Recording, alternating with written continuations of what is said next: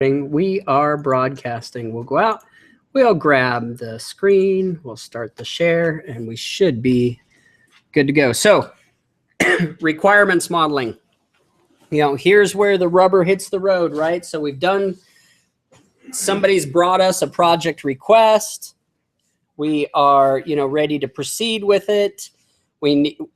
Someone has decided we can go further. Now, let's be clear here. At what point in a project can we cancel the project? Anytime, right? Comes back to that question, is today the day we should just stop this project? So even though we've gotten approval, we're ready to move forward, we might do a requirements gathering and find out, whoa, this is way more extensive than we want to do in-house. It might be more extensive than software we can buy. Realize that this is one of those steps that we really want to do before we make the decision on how we're going to do it, okay? Because we need to know, a lot of times with pre-built software packages, we get sold. Oh yeah, it can do this, it can do that, it can do that. Oh, no, it doesn't quite do that, but that's an enhancement in the next version. So you're gonna wanna come on now, and we'll handle that for you. Right? So the idea is to make sure that we really know what the requirements of our project is. So, analysis is the second of the 5 phases in the SDLC that we've talked about. We use requirements modeling, data and process modeling, object modeling, techniques to represent the new system. Now, realize that some of this stuff does get into committing to a development process, okay? But there are steps that we take here that will give us what the system needs to do. And then we can choose, okay, can we do this with a pre-built or, or software that's already available? So development strategies for the new system. Development strategies: buy it, build it, right? Or modify it, or modify it. And plan for transition to system design tasks. So how we're going to do that. Is it more common to buy a pre-built package and alter that, or is it more common to build your own from scratch? Well, actually, it just depends on a lot of factors. It depends on, the talent we have in our organization. Do we have an IT department that can build things, or is this a one-person IT department? What's the size of the project? Smaller companies. Well, smaller companies are definitely going to look at buying something that's already built that suits, But remember that as soon as we start modifying something that we've bought, we run into issues, okay? We can go as far as to modify it so much that we don't have support for it, Or a lot of times when you modify something, the company that built it will modify it for you. And then what happens with your support costs, because they know you're using a custom system, is the support costs go up. Because they're going to have to go in and figure out what's going on for your particular system, versus, 10,000 people that are running their system out of box, if that makes sense. One thing to always keep in mind, and this is key, it is always easier to change your business process to suit software than it is to change the software to suit your business process, okay? This is why at Columbia Aircraft, the non-conformance reports project failed so miserably. Management was like, it has to fit our business process. And we were trying to say, it's a document management system. Let's change our business process to fit the document management system. $100,000 worth of modifications later, we had a system that was completely unusable. Why? Because we didn't start with the basics, which was leaning out the business process, figuring out how to do the business process faster, more efficiently before we put it into a system. Garbage in, garbage out. Does that make sense? So we'll go through the objectives, of course, so I'm going to just skip through that. So chapter describes requirements modeling techniques, team-based methods that system analysts use to visualize and document new systems. So why is it important that we visualize the system? That we give people involved a visual representation of the system? We've kind of already discussed this in class. Personally, I understand things better when I see it. You do. Yeah, of course you do, because it's no different than communication, right? We've talked about the fact that I can communicate with somebody and think, you know, one of my favorite sayings that I picked up from my dad was, the greatest challenge to communication is the perception that it has been achieved. Now think about that. I'm going to say it again. The greatest challenge to communication is the perception that it's been achieved. Okay. Somebody understands what you just said. Yeah. And, you know, like you said, you see it better. Well, great. I'll text you. Do you see it? Do you see a text? You do, right? You read it, but you're not really seeing it, right? You're not able to see what my inflection is. You know, did I say this angrily? Did I say this in jest? Did I say this with a happy mood?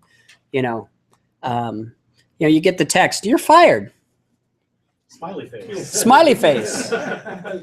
Could it be a joke? Could be. Could it be that I'm happy that I just fired you? Yeah, could be, right? So, but we need to visualize things. We are definitely a visual society. You know, we're getting away from a lot of the technique of critical thinking and imagination and design. Why? Because somebody's probably designed it before, you know.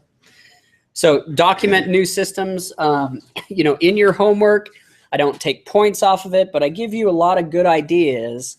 You know, as I'm doing those video analysis of your homework, I'm just like, you know, wow, this sounds so negative. And I just want to say it's not negative. It's challenging you to think about how to better yourself. Isn't that why you're here? You know, so just kind of keep that in mind.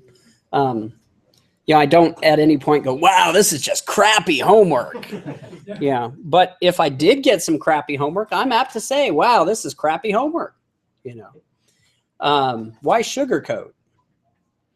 Wow, this homework could really use a lot of improvement.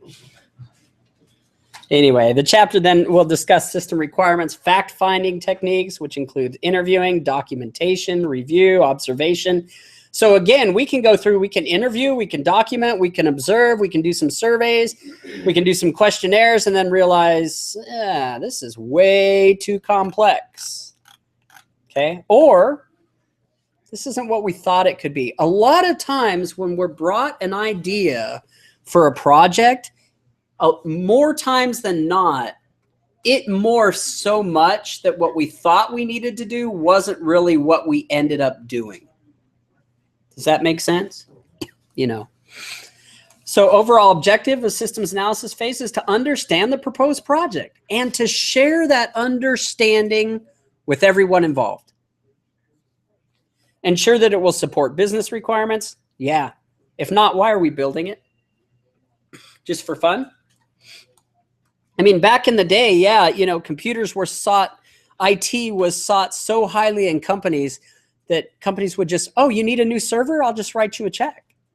Yeah, because you're the IT person. You know what we need, and I have no clue what goes on in the dungeon where you live. You know, dun, dun, dun. Or in the case of Columbia Aircraft, they had a second floor. And was there a reason that everyone's sales and marketing was up front, and then, you know, production and engineering and management, they were all downstairs. And then upstairs was just this blank area with one office that was built in it. And that's where the IT nerds hung out. Coincidence? I think not. You know, but today, where do you see IT departments? Right in the middle of the business. You know, so, you know, to build a solid foundation for system development. Yeah. Remember that the techniques that we're kind of getting exposed to, one technique might work well for one project, and we have to use a completely different technique. It also can be based on culture. Okay. You know, do we have a culture of development and high energy? You know, or is there the time that we just have to get people into shape to participate? You know, oh, this is going to suck. You use models or other documentation tools to visualize and describe the proposed system. Yes, because we're visual. So here's that idea. You see the circles there. We're going to iterate through this a lot. You know, looking at requirements modeling, looking at data and process modeling and object modeling, because as we discover things that the system needs to do, it's going to change these models, right? We might even go back after we've implemented and are working on the project, because right now we're just talking about analysis, right? You know, in later phases, we might have to go back and reanalyze based on changes that are made. So things we want to look at, outputs. Have outputs changed in technology? What was the most common output 10 years ago? Paper. Paper. And what was on that paper? A what? A report, Yeah. right? Most likely it was a report. Run this report. Today, output is in real time. We start creating real-time dashboards, you know, even with gauges, you know, that tell us, oh, here's where we should be, here's where we are, you know, based on data. You know, the idea of, if you've ever played with it, you know, back in the Vista days, how we had that sidebar and you could turn on your system performance, you know, which was like the worst thing you could do for your system, because that system performance module was constantly accessing your memory and your processor to tell you what the performance of your, so it did what to the performance of your computer? It slowed it down. Yeah. Just like Windows Arrow. Yeah. Just like Arrow. So what other kind of outputs can we have today? Digital. Well, of course. Yeah. But commonly we still output to a screen, right? Give me a report to the screen. But has outputting changed? Output to a PDF so that it shows up on my phone. You know, give me what I need in real time, which means don't run the report now. Run the report when I click the button to run the report, and give it to me in under 30 seconds. You know, is that going to take some processing and resources? Yeah, that's where we get down to performance. So inputs. The standard input used to be what? A what that did what? How did we get data into a computer? Manually. So it was a human being that typed in the data, most likely from a piece of paper, right? What about today? Where do we get data for our system today? It's all automated. It's not all automated. Like the inventory tracking, it automatically increments and decrements in the database. You bet. So we don't have to go out and take a physical inventory each month, right? Now, we may still choose to do that from an audit and a quality standpoint. But yeah, our data for our system starts coming in from other places. Let me give you a big example. So it used to be, if you were a prospect for my company, I got your data because you came in and filled out an interest card, or you got something in a magazine and you filled it out and you sent it in, right? And it used to be you got a bunch of those cards. Then you got one from the publisher. The publisher would get that information and send it out to the people that advertise. Now what do? How do I get your information now? You go online, you go to my website, you tell me you're interested in my product, and you're actually typing your data in for me, right? Job applications, man. I barely ever see paper ones anymore. Oh yeah, job applications. And where do those go? Into some HR program, right? You typed it in. And the computer does some processing to figure out if you're a candidate before a human being even looks at it. Now, am I saying that this is all correct? No. Do people fall through the cracks that way? Yes. Because someone in HR has decided these are the qualifications we need. You know, and maybe there's someone with 30 years of experience exactly in what we want, but they don't have a college degree, and that button didn't get clicked, so they didn't get put on the possible prospects for this job list. You know. So Hopefully those systems are designed as a grid-based. Here's what I used to do, just real quick, with resumes. I would make 2 passes through a resume. The first one was on the requirements gathering thing, and that was basically, okay, if you had a bachelor's, you got this many points. If you had this, you got this many points. If you worked at your current job for 5 years, this many points, 3. I didn't even look at your name. I just was looking for data. And I did that on purpose, okay, because I didn't want to miss anybody. And then what I did is I had your name and I had your points.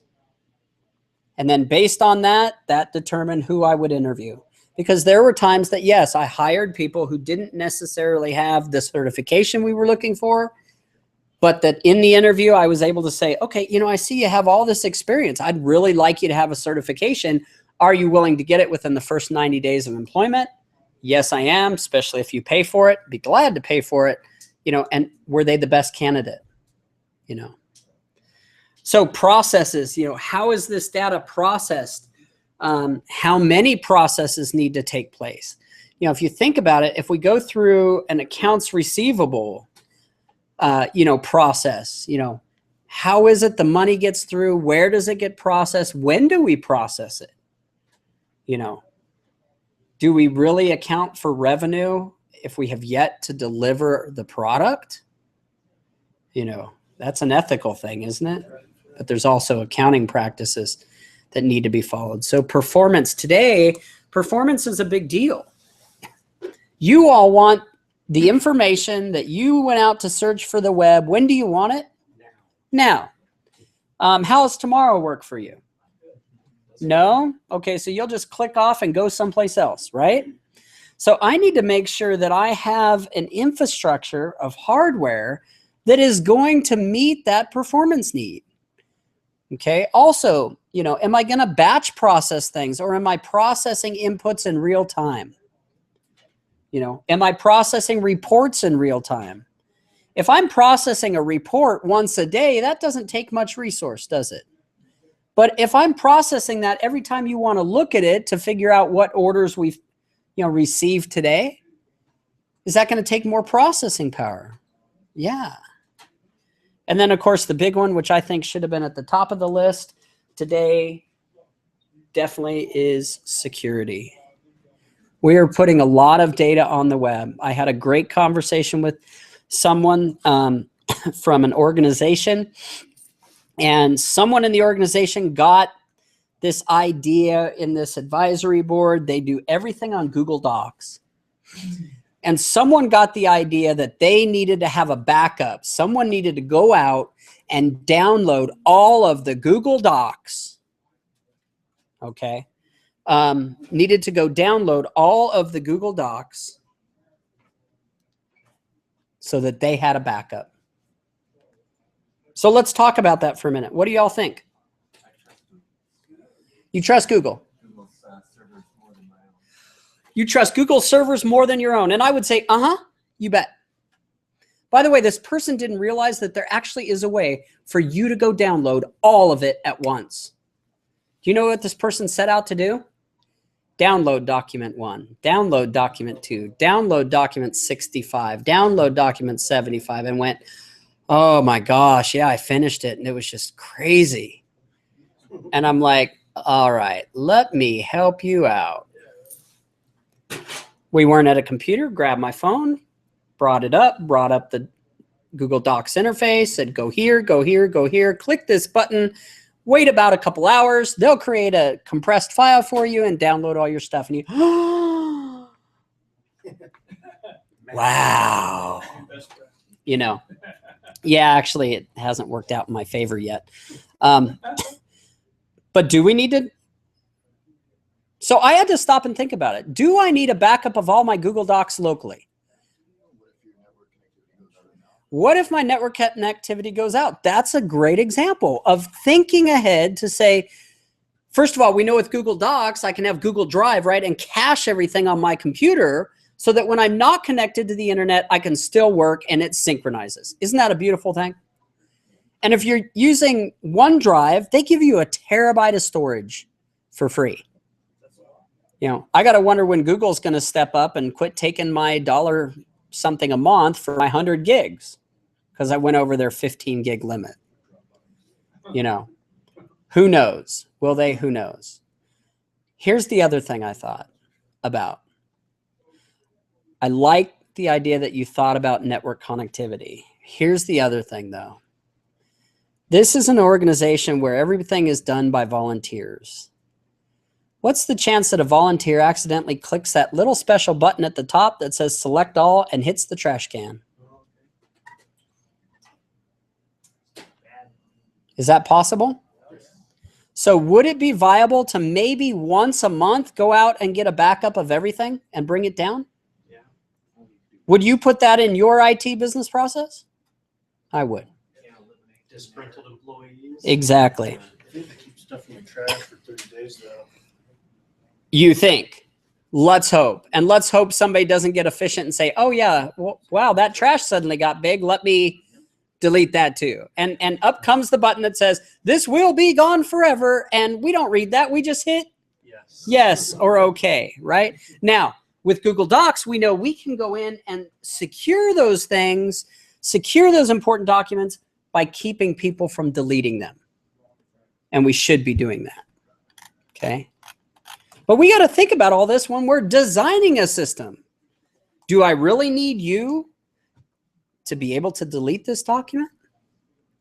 You know, do I create roles so that I, you know, don't have to manage each person and a bunch of, yes, I create certain roles, you know, an editor role, a modifier role, you know, a reader role, a write role, or maybe a wrong role. I don't know. I'm just, so, you know, data. And so in these activities, we're going to look at data and process modeling, object modeling. We've talked about objects.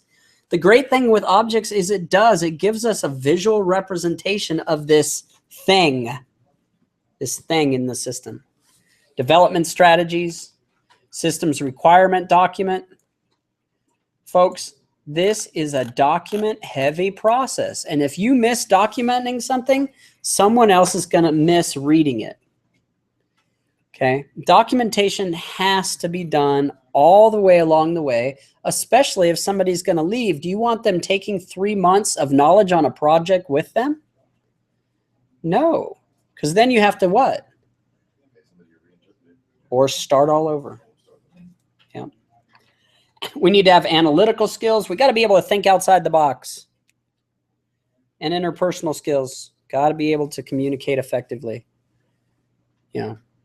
Y'all pretty much got the idea that a systems analyst has to be a translator to translate technical to non-technical and non-technical to technical. Business to nerd, as I say it, or nerd to business, because that's what it comes down to, right?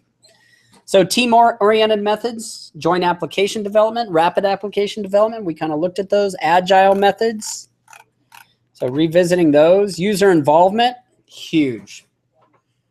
These are the people that at the end of the day, if we can't get the information into the system in an automated fashion, are going to put it in the system.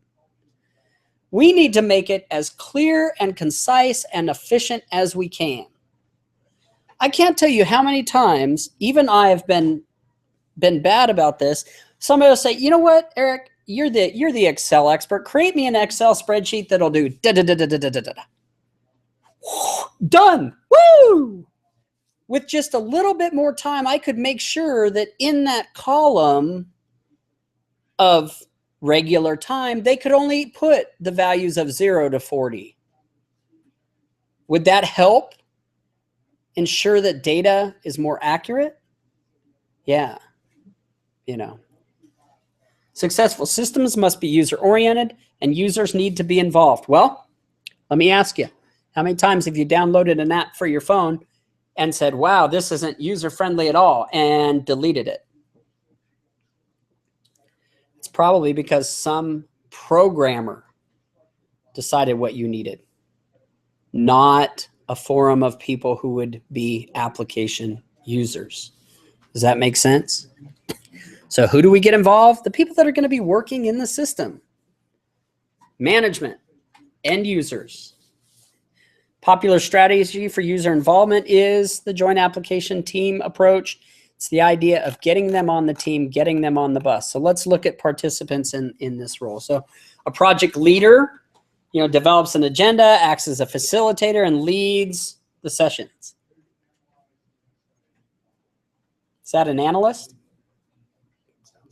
Could be. Could just be a simple project manager though, right? So top management provides enterprise level authorization and support for the project. Do they really care how it gets done?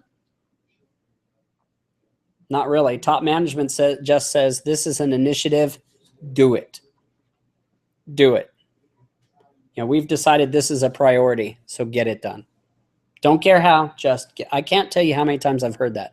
I don't care how you do it, just get it done by last week. So managers, department level support for the project and understanding of how the project must support business functions and requirements. These are the people that tend to be managing the departments that have the people who are going to be using the system. They're going to have needs for the system as well. Okay. And if we just have involvement all the way down, users, operational level input on current operations, design changes, input and output requirements, user interface, they know how to do their job best. And if you're going to automate their job with some sort of technology, whether it be software or automation, who better to ask how to do it than the person that's currently doing it? Because inherently, folks, we only are productive for 3.5 hours a day. So we figure out how to make it as easy as possible to do our job and get it done so that we don't get fired, right? So system analysts and other IT staff provide technical assistance, resources to the team, are definitely part of the team, bring up those issues that the team's not thinking about, like security. How are we going to back it up? What hardware? What software? What's the network capability going to be? Is this going to be cloud-based? So by the way, as you all start working on your capstone projects in week 7 of this class, I would highly encourage you not to just consider cloud-based applications, because maybe they aren't the best. Maybe they are with the distributed, area that needs to be covered in the multiple locations. That's for you all to decide. So a recorder documents the results. So, at any meeting, there's someone that takes minutes. A lot of times they might now just do an audio recording of it just so we can go back. Well, did we decide that or not? Because in that hour's worth of meeting on Monday, and I didn't stop for Starbucks, I really wasn't there. I had something going on in my life that took my focus away from the meeting. Have you ever sat in a class and got out of the class and went, I have no clue what was said? Okay. All right. Just try for today not to be that day. Okay. Just saying. So advantages and disadvantages: more expensive and can be cumbersome if the group is too large, relative to the size of the project. So we've already talked about, what law was it that says if we add, Moore's law? If we add more, what happens? Wasn't that Brooks' law? We get less. Yeah, it is Brooks' law. Yeah. So Brooks said if we add more human resources to a project, what are we pretty much guaranteeing? Extending the time. Extending the time. Extending the complexity. And we looked at that in our communications matrix, right? And that applies across the board. We add more programmers start stepping on programmers, nobody knows what's going on, and we end up with challenges. Key users to participate effectively, feel involved. JAD can result in a more accurate statement of system requirements, a better understanding. Now, is there also the fact that we could come up with our own way of doing this that works for our company? Yeah. And there's tools like SharePoint and collaboration that make it real possible. The biggest thing is, understanding of common goals. In big projects, we always had a mission statement. This is what our mission is. Our mission statement at Lumberman's Insurance: provide a quality agency-wide software package to manage every aspect of our unique insurance, independent insurance agency. Did we do it the first time? Well, the first time we didn't do any process. Remember the general manager said, hey, here's the software, install it. Great, thanks for getting everybody involved. You know. So phases, requirements, planning. You know, we get people together, we start talking about it. What would you like to see? What is it we can do? Then we have to go through and figure it out. Okay. Now, we're doing this right now. We're doing a different sort of project for our IT degrees. We are looking at completely revamping the way we teach our program, what you receive at the end of the program. We're looking at getting rid of all the options and giving you the opportunity to earn 4 class certificates. So 3 to 4 classes that make up a certificate. Okay. And that way you can pick and choose. You want to do the web without, you know, without all the programming, do that. You want the programming certificate, do that. You want the server certificate, the CCNA certificate, you know, the PC repair certificate, you can do that. You don't have to take all 28 classes. Does that make sense? And there's a business reason for it too. We need to start measuring completers. And surprisingly, one of the biggest challenges with measuring completers in our program is the good ones do about 1.5 years worth of school, go out on an internship, get hired, and don't complete. And so they look like they'd never completed their degree when the fact is, didn't they get what they wanted out of the degree? Yeah, they got a job. You know, I remember Aaron Woolheiser took him 6 years to finish. You know, why? Because a year in, he got a job. And that's what he was after. He learned enough to get a job, continued to learn on the job, you know, raised in the company. So back to this, user design task, interact with users, build models and prototypes. Again, these might be just as simple as throwing up a Word document, putting a bunch of boxes on it and say, if we created a user interface that looked like this, would this work? It's called storyboarding. So we just walk through it, right? It's a graphic novel. For those of you that like comics. So conducted intensive type sessions, just this intensive, we really need to create an environment of creativeness where nobody's ideas are, just poo-pooed, right? We don't want to stifle creativity, and we see how that works. If we get a chance, we'll take a short trip upstairs and look at the results of what we've done in one session. So constructive tasks, so program and application development. We start looking at pseudocodes, unit integration, and system testing. Remember, what we want to do, what can serve us well, is to break this huge project up into components that people can work on. Okay, so let me give you an example. So we looked at that website, right? How might you break up that project to where it could be done concurrently? You can start designing the layout of the web pages while you're getting some of the pictures. Okay, so we could have a design team. We could have somebody in charge of getting the pictures, working with the pictures, modifying the pictures, going out and creating videos, getting content, writing content, editing content. Nothing turns me away from a website faster than spelling and grammar errors in the first paragraph of whatever I'm reading. Because I really start to question, does this person really know this content? And then, of course, the cutover, doing the data conversion. So if we're dealing with an old system, how are we going to get the old data into the new system? Full-scale testing, system changeover, user training, user training, user training. You see an important part in there? User training. Are you hearing it? Is it user training? Sinking in about user training? I actually want you to train the users. And what's the best way to do that? Work them through the process. How do we all want to be trained today? Read a book? Go watch a video? Yep. Go watch a video, and then I'll figure it out. And then when I don't need to do it for 6 months, I'll forget it. And I'll just remember where the video is. Where did I find that video again?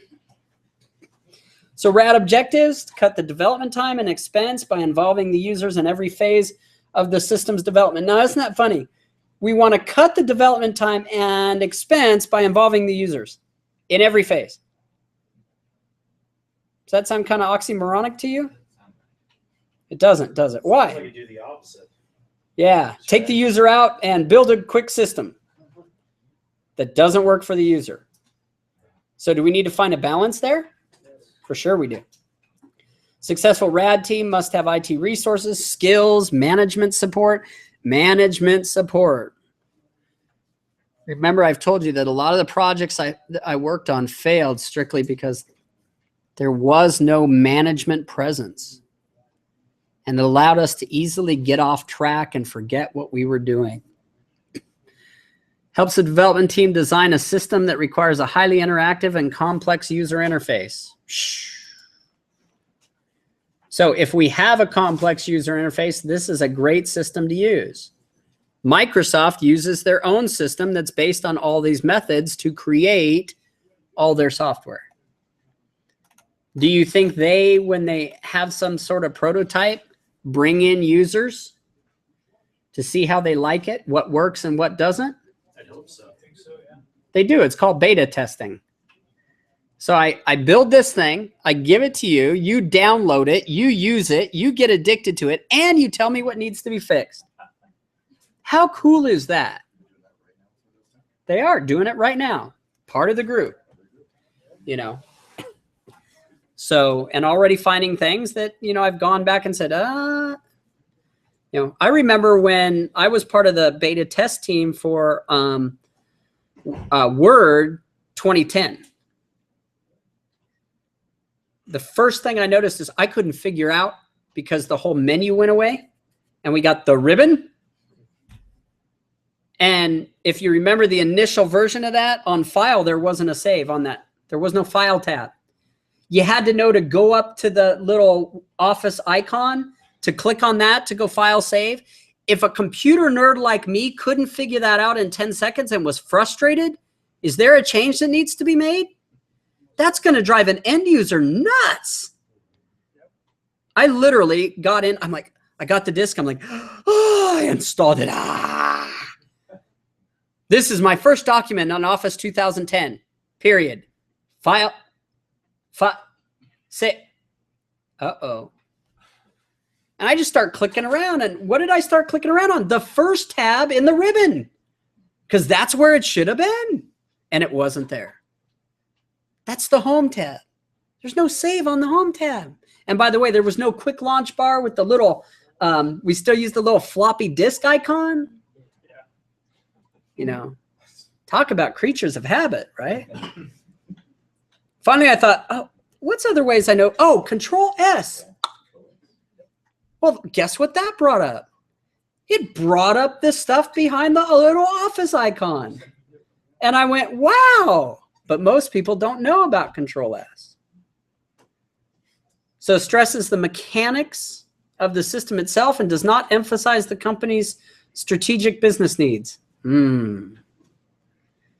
That doesn't work for me. I always want my team thinking about why we're doing the system. What is the benefit it's going to be? So this particular model stresses the mechanics. It's more at the programming level, isn't it? Now, can we use a strategy for getting what the system needs to do, then a strategy for development? Can we switch strategies? We can. Might allow less time to develop quality, consistency, and design standards. Why? Because we're getting all these users involved in every aspect of the system. Ever worked with an end user? Frustrating. Can be. Yeah, can be. So agile methods attempt to develop a system incrementally. Okay. Modeling toolset includes support for many of the modeling tools. Developers prefer not to use case tools at all and rely instead on whiteboard displays and arrangements of movable sticky notes. So this is where that in game storming, that idea of storming the board with sticky notes. And that's what we'll see when we go upstairs. We just started everything that came to your mind, you wrote down. And then we stuck it on the board. Then we started organizing it. Then we start looking at, is this a degree outcome? You know, a program outcome, a POG, or is this a class outcome? You know, so we'll talk about that. Yeah. I was just gonna say the Google AdMob page has kind of a cool graphic on what you're describing. The Google what? AdMob, admob.com. AD. MOB.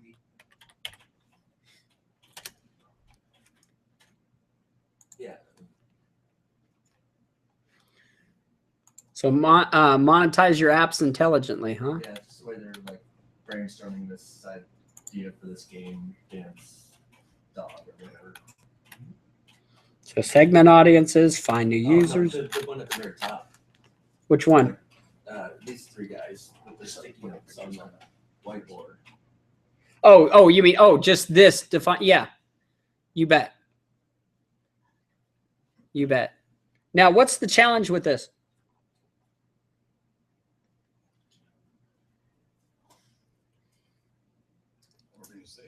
Organization can be a challenge. What happens if you do all this work and you leave the whiteboard and the janitor comes in and cleans it off for you? Yeah. Yeah, anytime I work on projects like this, click, click, take some pictures. Yeah. And I can do it now with my phone, right? Yeah. So Scrum in Agile, there's Scrum is a rugby term. Anybody know what a Scrum is?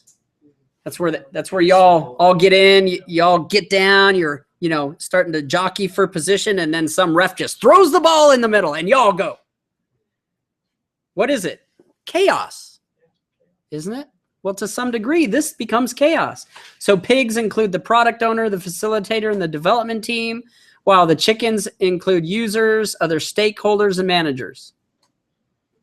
So the pigs are the people in the mud, right? And the chickens scratching around at the outside.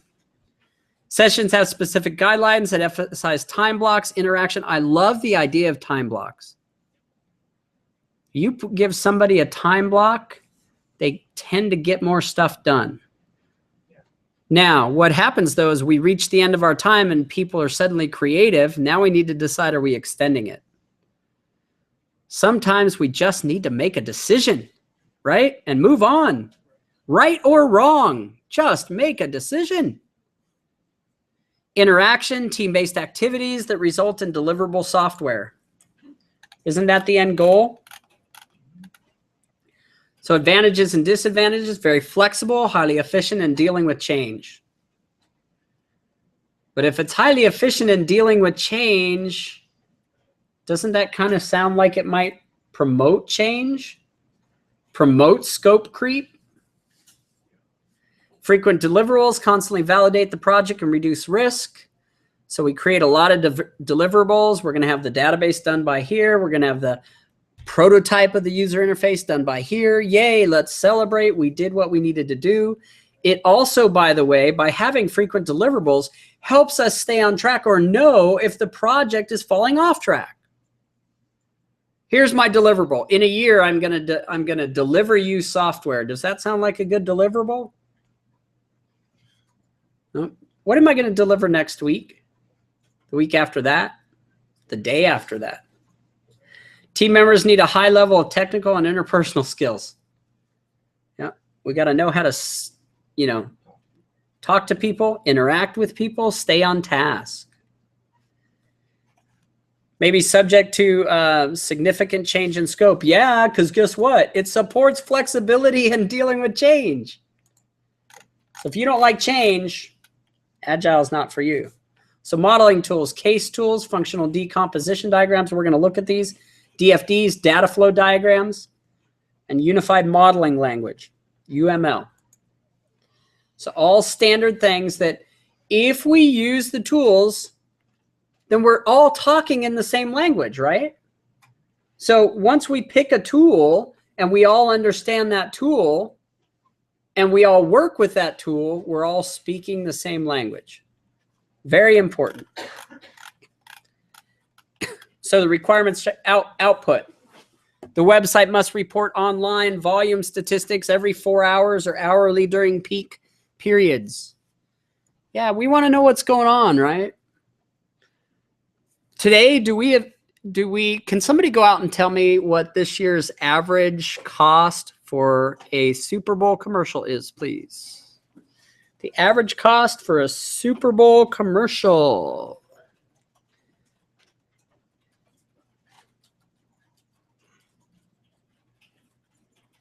$4 million. Yep. 4 million? 460 seconds. No. I read that backwards. 30 seconds is 4 million. 60 seconds is 8 million. Yes. All right, folks. So here's the deal. I just spent $4 million for a commercial on the Super Bowl. Do you think I'm going to want some system in place to figure out if it was worth it? Okay. I am not Steve Ballmer here. Okay. I do not go out and buy the Portland Trailblazers in hopes of making money. I want to know I'm going to make money, right? So how might I develop something, you know? How many people in this class have looked at Google Analytics? Oh, please, folks, go out. Put it on your list of things to do with all the other things you need to do. Go out and check out Google Analytics. First of all, a ton of it is free. That's what I was thinking of when you're talking about the real-time gauges. And Yeah, you bet. You bet. So, you know, analytics, they have pay, they have free mobile app analytics. Know how your mobile apps are performing from discovery and download to in-app purchases. I want to know things like how many people are hitting my website. What's my most popular page? Are they hitting it today? I cannot tell you how many people who I've helped with websites or rebrand websites or do things with websites. I'll say, how many people are hitting your site a day? And they have no clue. They just know they have some ad up there. Are they paying for it? Yeah, they're paying for it. They paid for it. They're having it developed. You know, if I'm a company spending $4 million on a Super Bowl ad, I dang well want to be able to somehow gauge, was that ad worth it? Did my sales increase enough as I expected them to increase?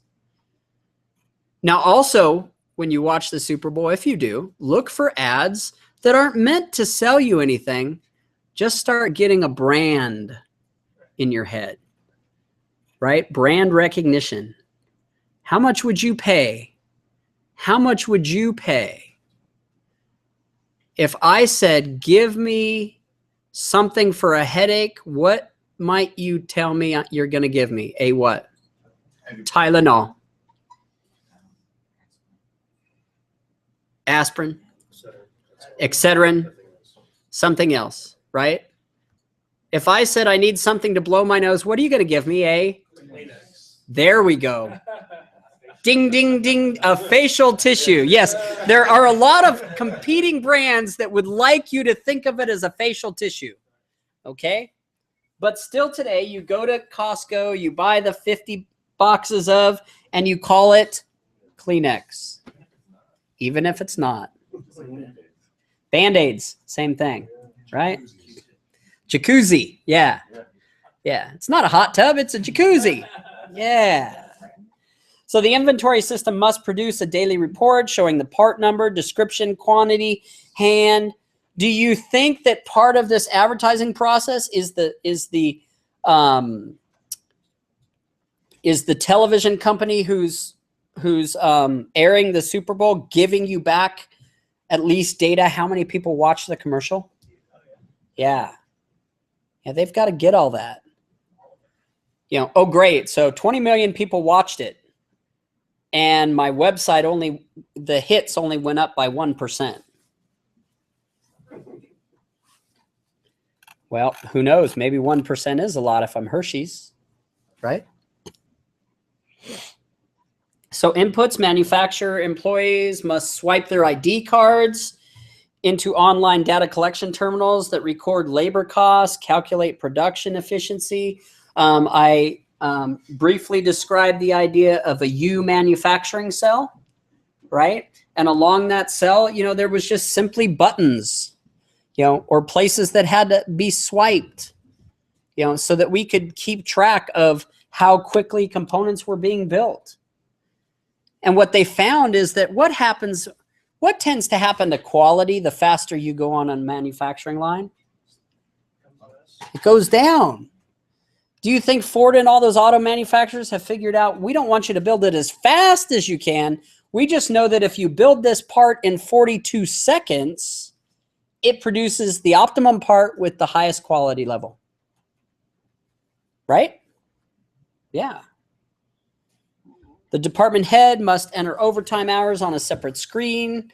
That way we don't make the mistake of putting in overtime, you know, as we put in regular time.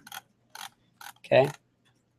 If that's the case. It may also just be the case of, oh, you just put in overtime, popped up the thing, you just put in overtime, enter a code, right? Let me give you another example of that from an input. Automated check stands. I just scanned a 6-pack of beer. Should that kick off something for the person supervising the automated check stands?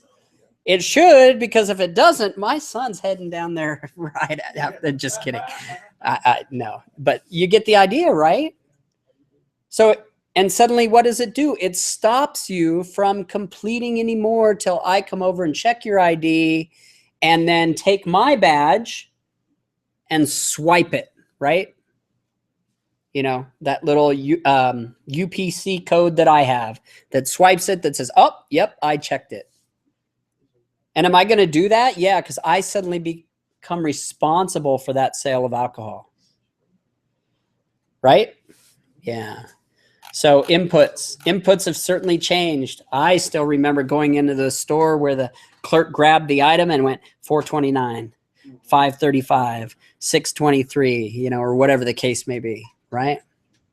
Okay, 25 cents, 38 cents. Okay. They can. But now we go into small businesses, and what do we see as their cash register? A computer, an iPad.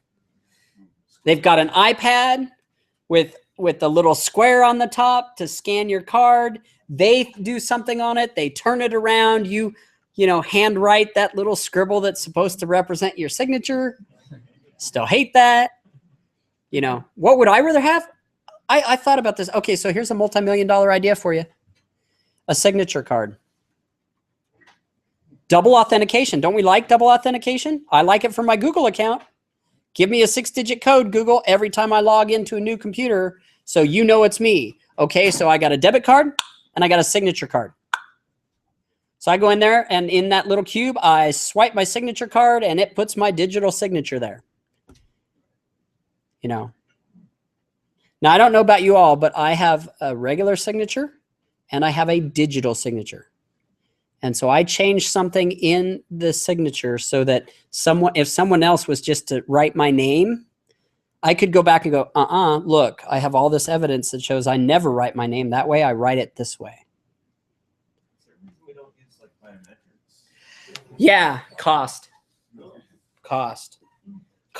And at the time, you know, and now even processing and storing that stuff, and you know, and then pretty soon, I mean, once I have your fingerprint, could I reuse it? Sure. Yeah, so it does become a unique thing, but it's mostly cost and convenience. Yeah, there's a reason that credit card companies are willing to take on all this bad debt for convenience of you just swiping your card, because I want you to use it and build up a balance, right? So I can charge you that 19% interest. So processes, student records system must calculate the GPA at the end of each semester. You know, student records. So, you know, my kids, I have parent view. I can go on there at any time and see what their grade is as of today, as of right now. You know, I can find out that, you know, my daughter didn't turn something in this morning that she was supposed to. you know, if the teacher's already graded it, you know. Now, what I also find is how inefficient a lot of teachers are. You know, he's got one teacher that hasn't put anything in since October 1st, you know, and that doesn't work for me because, you know, if he's got a D as of October 1st, he's still getting in trouble for the D. But it also works because then he's got to go in and actually do what? Communicate with the teacher. You know, what do you mean you want me to write the teacher an email?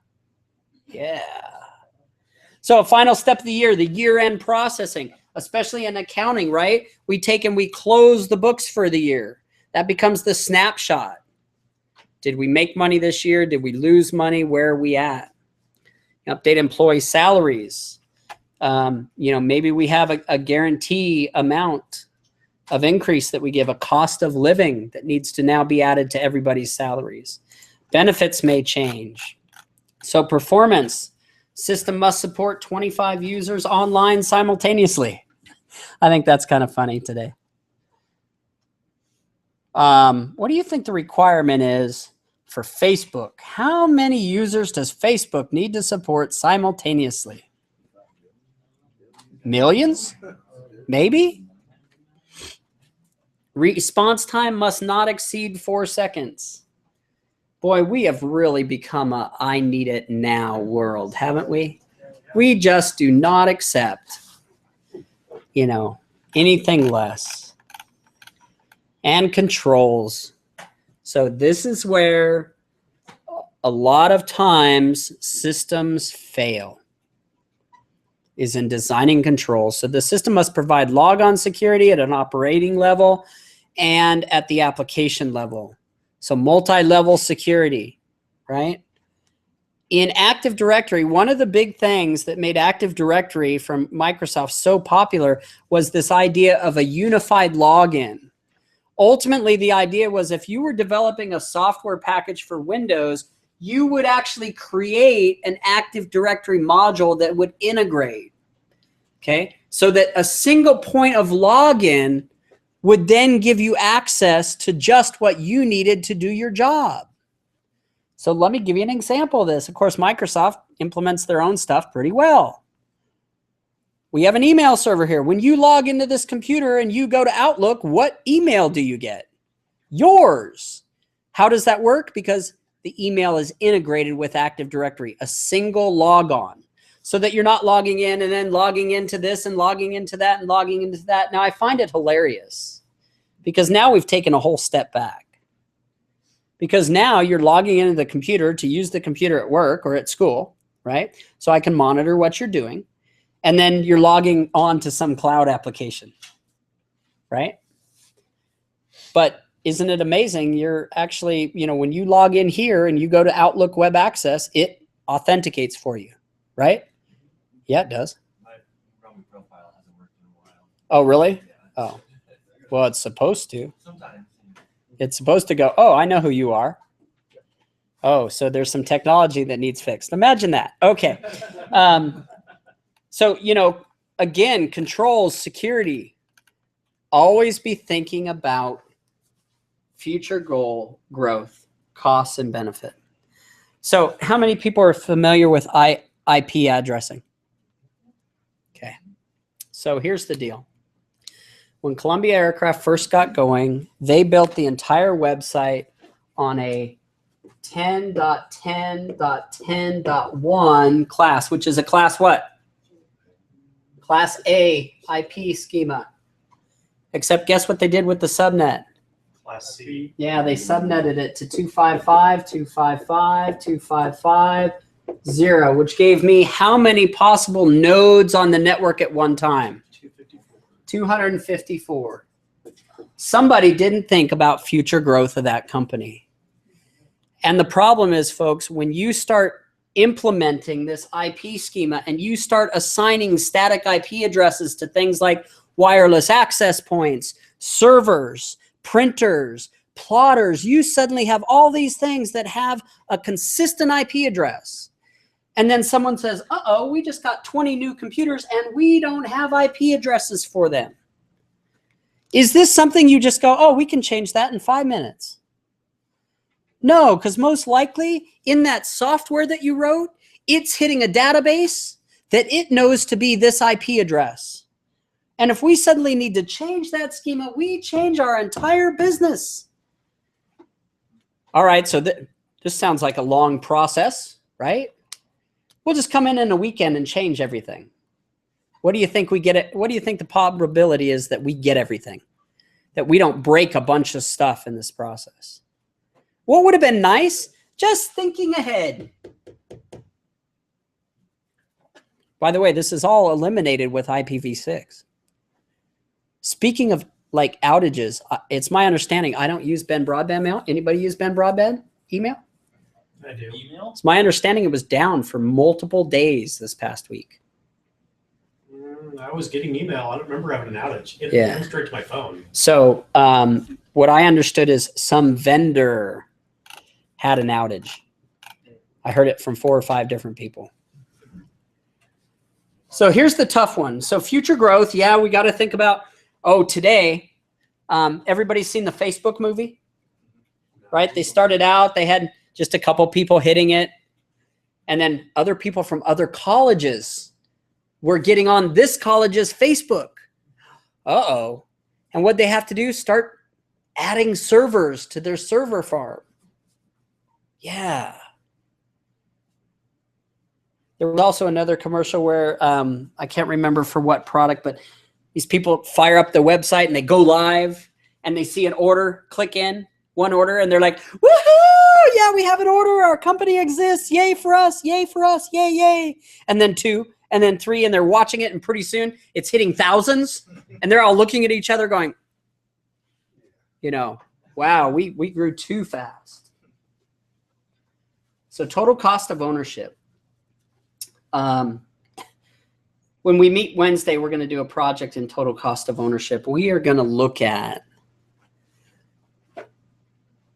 doing Microsoft Office from an implementation standpoint internally or using Office 365. We might do that, or we might just compare Office 365 to Google, okay, and see which one would work best for a small business starting out, okay? Now, what we know about, and we'll also take a look at the Azure server platform. The idea that I no longer need to buy a server to implement a Microsoft Active Directory controller. I can do it in the cloud. I did. I built an entire server in 35 minutes and then just remoted into it. So amazing technology. Let Microsoft handle all that stuff, right? Well, is it efficient? I don't know. Maybe we'll look at that. We'll look at something interesting in tech. So one problem is the cost that estimates tend to understate indirect costs. Well, indirect costs are tough to decide, aren't they? So here's that idea of I've got $4 million and I spend it on a ad. And the ad goes viral. And I suddenly can't produce the products fast enough to meet the demand. Now that sounds like a great problem to have, right?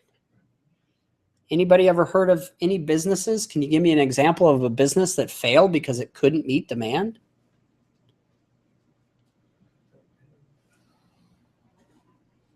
I mean, I've worked for a company that had orders that we couldn't keep up with, and we lost a customer. Yeah, lost a Or customer? couldn't maintain, quality and the direction. Right. Something has to give, right? Yeah. Something does give. Columbia Aircraft. I would say the reason that they went under is because they couldn't meet customer demand. We could not produce planes fast enough. We had, at one point, a 3.5-year backlog of customers. And the problem is what eventually happened is a competitor came up and said, wait a minute, we can give you your plane. Granted, it may not be a Columbia, but it's close in 120 days. And what happened to our customers? They jumped ship and split. Yeah. because we couldn't produce the planes fast enough to meet demand. Why? Because we were still figuring out how to build the dang things. I mean, someone went out and just sold this killer product. It was a great product. It was $1 million product run by a 10-cent company. So yeah, companies go under because they can't meet demand, or they go under because they try to meet demand. The quality gets so bad, the word gets out. And how quickly does the word get out now that you got crappy service at a restaurant downtown that opened a month ago? Yelp. Yep, Yelp. So back to total cost of ownership. How does all this play in? Well, those intangible or indirect costs, both good and bad. So rapid economic justification, talking about, okay, is this worthwhile putting in? Okay. So let me give you a quick example. Actually, I'll finish this and then we will talk about the Barracuda. Have we done that yet? No. Okay. We'll talk about the Barracuda spam filter and what we found out about spam.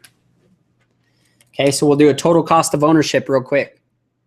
Do the whole project at the end of the class. So fact-finding overview. First, you must identify the information you need, because we're going to get information overload. Everybody's going to want to tell us how to build the system and what to do and what it needs to do. And we got to cipher through all that garbage and figure it out. So we need a plan. How are we going to get the facts and nothing but the facts? Do we ever get just the facts? No. Facts are graded by someone's what? Opinion. Yeah. Sometimes, though, their opinion comes from experience. And we want to keep that in mind. So always ask those questions. Who, what, where, when, how, and why. Difference between asking what is being done and what could or should be done. My favorite is, well, why do you do it that way? It's just how we've done it for years. Well, great. Let me introduce you to a thing called a computer. We can do it differently, more efficiently, faster. By the way, maybe we find out the way it's being done without a computer is the best way to actually do it.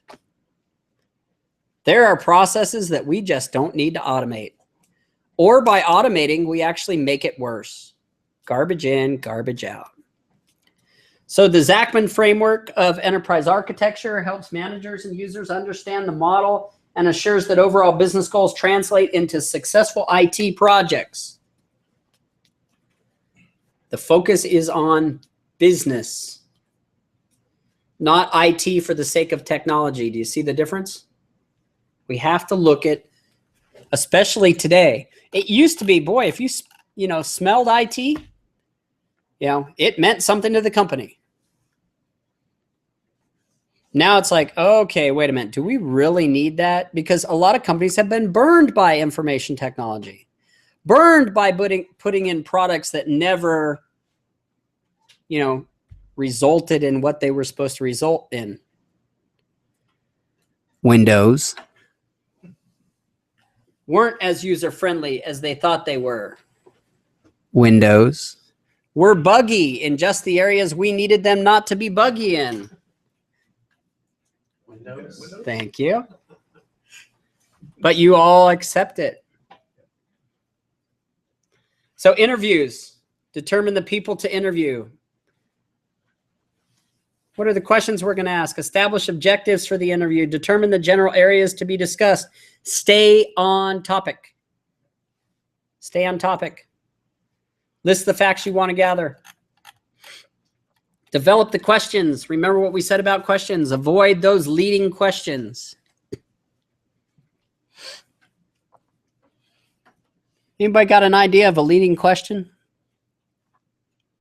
Things that will derail the topic, like something that's completely unrelated to what they're discussing. You're gonna lead to the same answer. Yeah, it's actually a question that leads to the answer I want you to give me. And then they don't know why they're giving you that answer. They may not. Yeah, the Kleenex thing, sort of. back to the example. Okay, folks, we're no longer going to teach 8-week summer term. We are only going to teach 10-week summer term. If we only offer 10-week summer term, will you take it? Is that leading? Yeah. Is the completely different question of would you prefer 8-week or 10-week summer term? That's more constructive. Yeah, that's going to give me an answer.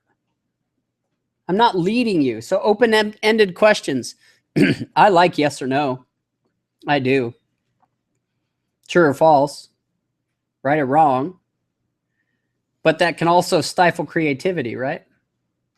So maybe at the end, is there anything else you'd like to add? Close-ended questions. True or true? You will pay your taxes this year.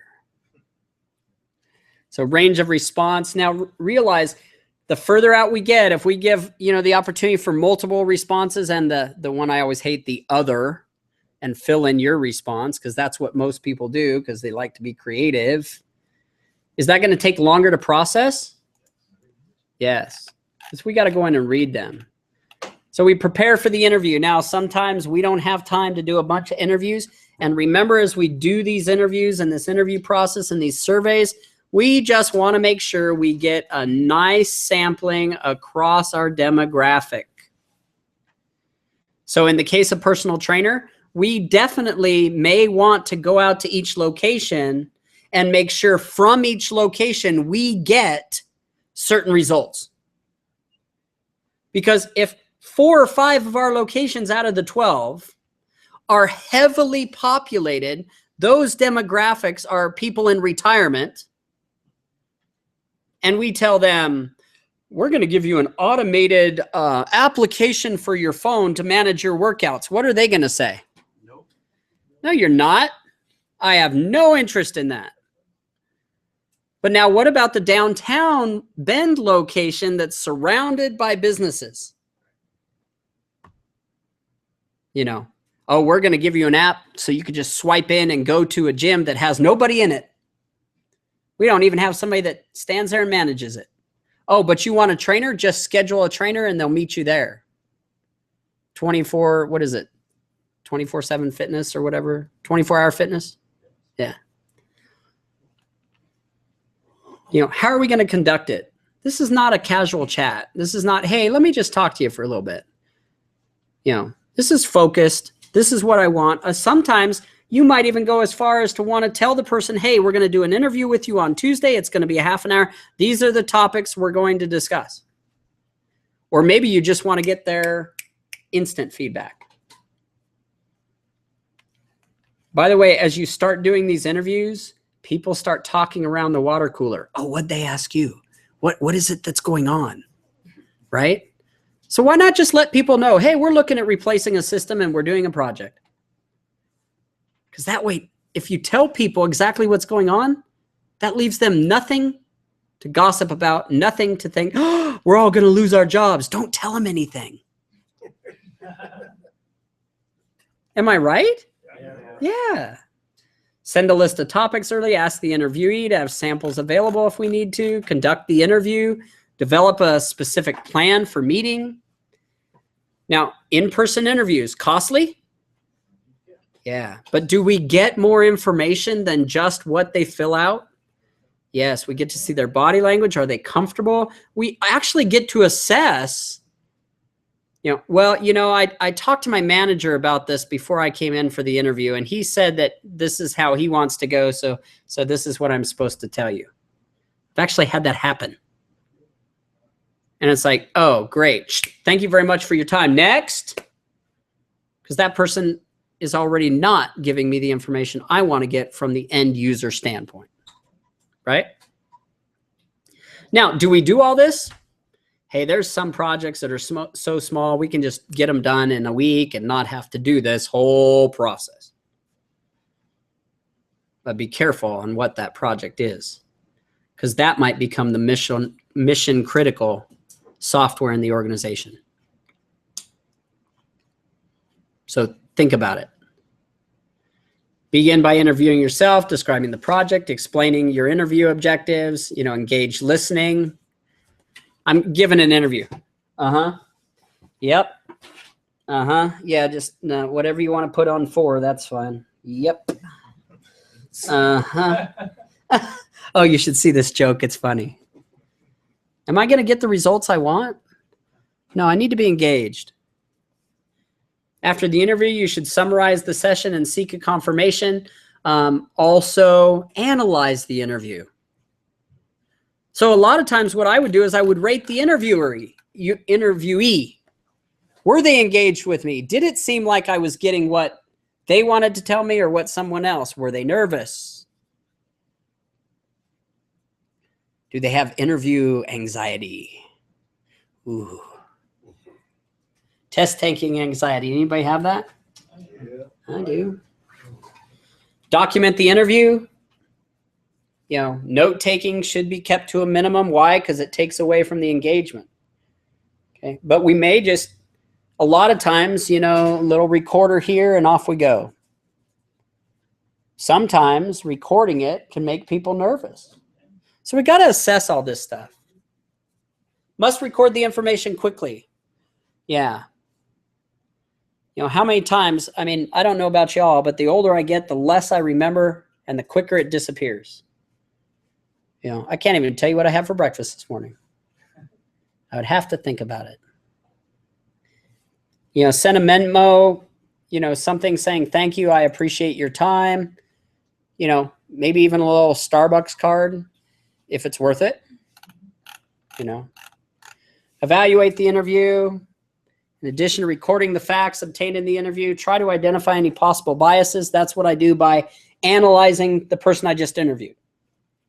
You know, oh, well, this is the manager of the department who's wanting this software, and he thinks he knows what he needs. Is he going to be biased? Yes.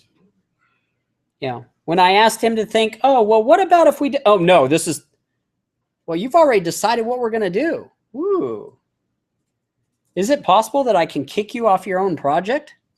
Yes, it actually is. And I have done that. Gone to upper management and said, you know what? Just not working. Stifling creativity, telling, you know, the end users what they're supposed to tell me. This just isn't going to work, especially in consulting. Well, what do you suggest I do about it? I don't know. I'll deliver your manager, you know, what fits the department, not what fits the manager. What do you say? You know, sometimes it's as easy as having a conversation with upper management. You need to get more on the bus. Unsuccessful interviews, you're going to have them, throw them out. You don't want to include that data. You know if it was unsuccessful or successful. So here's where we get back into that Hawthorne effect that we talked about.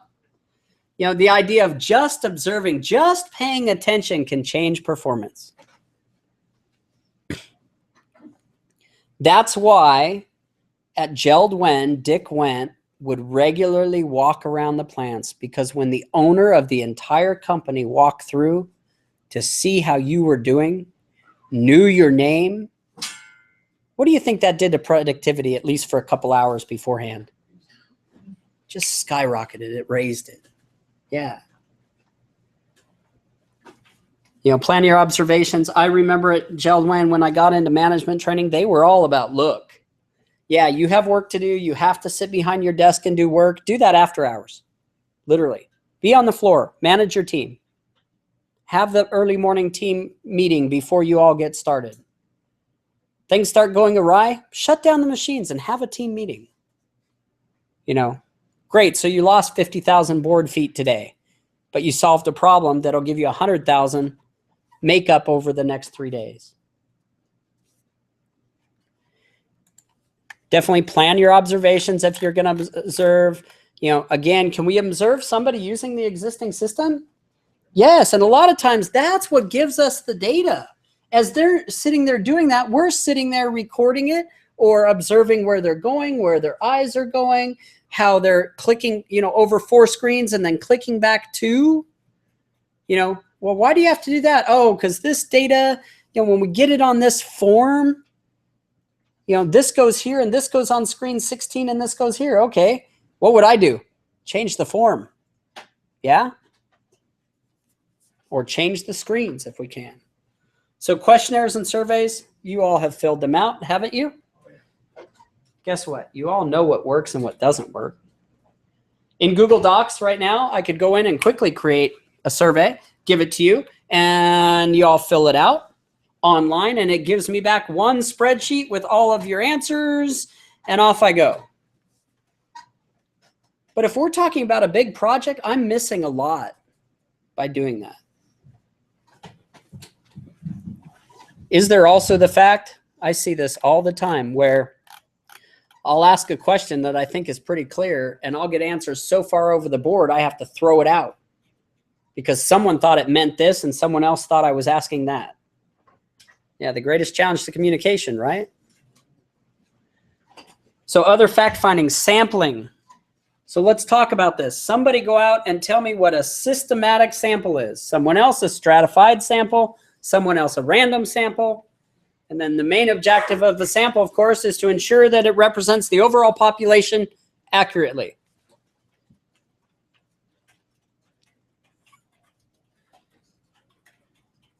Waiting for systematic sample. What is a systematic sample? Statistical method involving the selection of elements from an ordered sampling frame. Woo! Can we find something in English?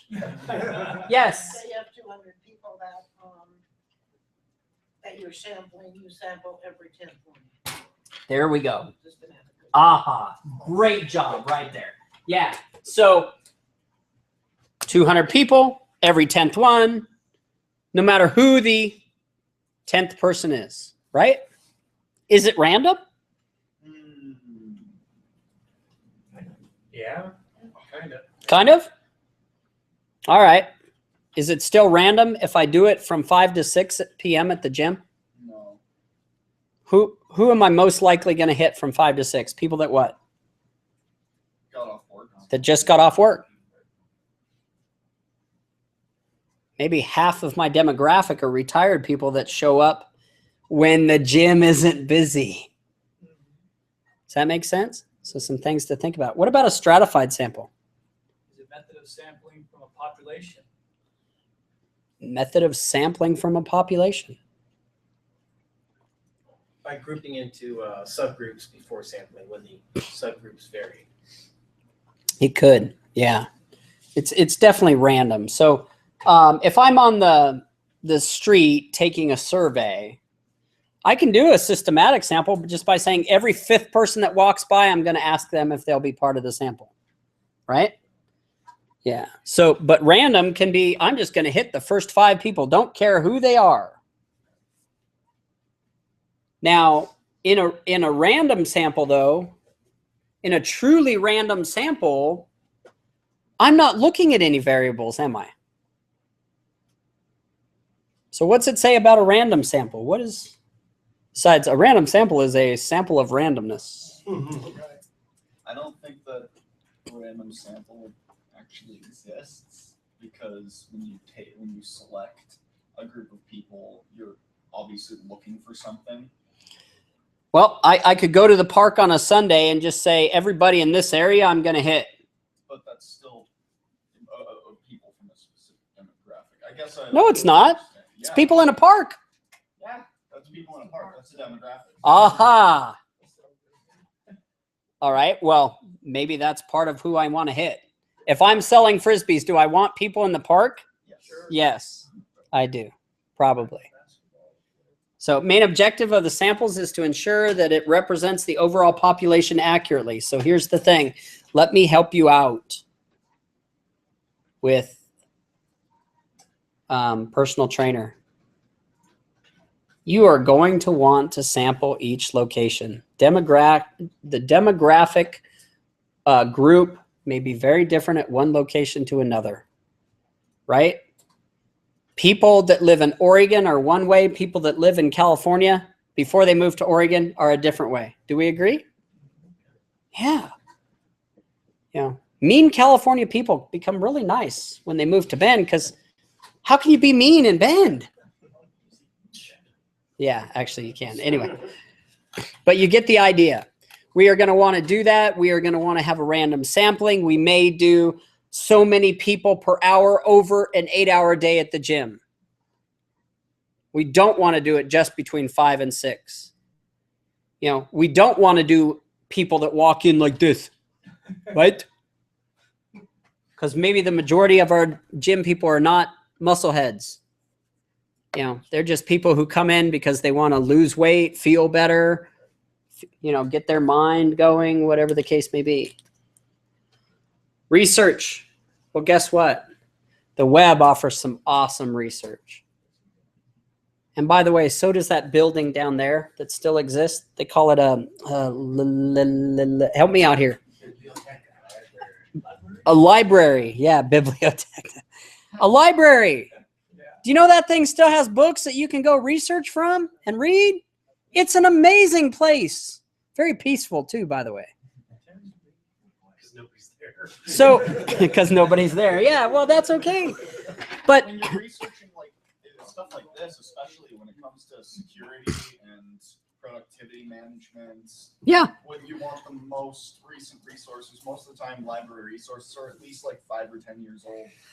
but it may be, you know, the data that was just done a year ago that's still very valuable. You know, that comprehensive survey you need to read, you know, to figure out whatever you need to figure out. So what I'm saying is, you know, certainly today, if I'm looking for, let me give you an example. Am I doing research? If I go out here, I'll go to Google and I'll say small business accounting package. Is that research? Yeah. Yeah, Sure is. it is. Whole lot of information. Then I go out and say small business accounting reviews. Those are usually all garbage. Well, I got to sort through them, right? First of all, can I rely on PC Magazine to hopefully be independent? Perhaps. You know, am I going to rely on, we're going to sell you Quicken through a false review? No. Do businesses really go out and create their own reviews of their products? Yeah, they All do a certain day job. long. Yeah. You know why else they do it?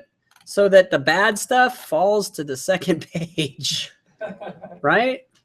Let's go out and say, you know, so anybody could use an accounting. Let's go to a vertical software, insurance management software review. Okay, well, there's all my advertising, right? Top insurance agency software. Capterra. First of all, I'd want to know who the heck Capterra is. Are they an independent? You know, who the heck is Capterra? Well, guess what it looks like they are? A software manufacturer. So am I really going to count them? Is their software in here? Oh, visit a website. You know, what's funny about this is that as I look at this, I don't see the top 3 that the majority of insurance companies are using. And I would know that being in insurance, wouldn't I? Yeah. So I'm like, where do they go? Yeah, it's a wild west out there with software, folks. So interviews, more familiar and personal, more costly, more time consuming than the online interview, than a questionnaire. Yep, questionnaire gives many people the opportunity to provide input and suggestions. So I most likely am going to be able to complete more questionnaires in the same amount of time. And then what about just getting a bunch of people in the room and doing what we did? Just brainstorm, come up with ideas. It is amazing what happens when you do that. You start realizing, as we did, that our program needs to include some things that are current hot topics in industry. You know, more security. The idea of ethics came up. How much ethics do we really teach? Guess what? Can you teach ethics? That's a good question. In my master's class, my ethics and leadership class, I was not very popular by Les Stiles. And if you don't know who Les Stiles is, he is the former sheriff of Deschutes County. He took over for a guy, he knows about ethics because he took over for a guy named Greg Brown. Greg Brown, by the way, stole $100,000 from you all and sold assault weapons that belonged to the sheriff's department, for money. He went to jail. Okay. And then he got out and came up here as a student. Kind of interesting. Haven't seen him in a while. But so Les understands this. So the first day of class, Les says, okay, this class is on leadership and ethics. And I said, great. Sounds like we're going to spend 90% of the time on leadership because you can't teach ethics. And boy, did the class suddenly stop in a heartbeat. Oops. Why don't you explain that? Well, I can remind you of what's ethical, but ultimately, guess what? You get to make the decision, right? Are there representations of people in multi-million, billion-dollar companies making unethical decisions? Yeah. Making tons of money off of it too. You bet. Golden parachutes, thinking just for themselves. WorldCom come to mind.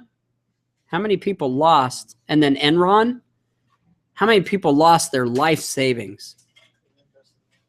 Because somebody just cooked the books just a little bit. And then someone else cooked them some more to cover that, and then cooked them some more, and then people lost their livelihoods.